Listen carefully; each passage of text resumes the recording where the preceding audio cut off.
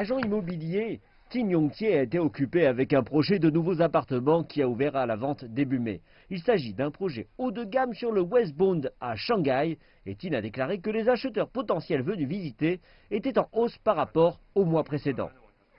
Le projet a commencé à présenter ses appartements témoins en avril et de nombreux acheteurs désireux d'acheter dans le quartier de Sherui au sein du périphérique sont venus jeter un œil. Chacun de nos agents voyait 2 à 3 clients par semaine en mars, mais les chiffres ont augmenté à 6 ou 7 par semaine en avril. Qin n'est pas le seul agent à avoir davantage de clients.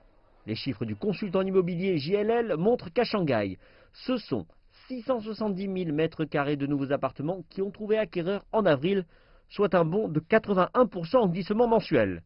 Cela peut paraître considérable, mais sur une base annuelle, ce chiffre est toujours en baisse de 9%. Les experts de l'industrie indiquent que les acheteurs retournent définitivement sur le marché, mais se montrent plus sélectifs que précédemment.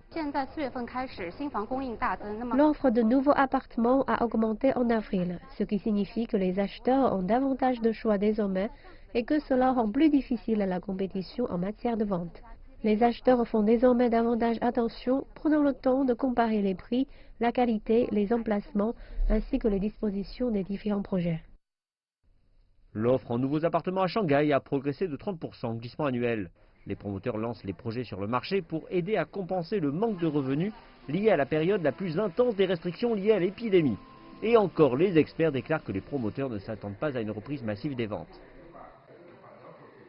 De nombreux promoteurs sont de plus en plus contrôlés et ont ajusté leurs objectifs de vente en fonction. Et je pense qu'il y aura des divergences de vente entre les promoteurs.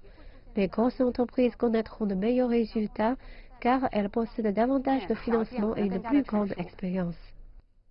eHouse montre que 75% des 39 promoteurs qu'elle suivait ont enregistré des ventes en hausse en avril en glissement annuel. Mais ceux ayant les meilleurs résultats sont les grosses entreprises telles que Evergrande, Greenland et G, qui sont d'ailleurs ceux ayant l'offre la plus large. Mais les ventes de plus petites entreprises telles que Tinker et Sino-Ocean ont baissé en comparaison du mois précédent.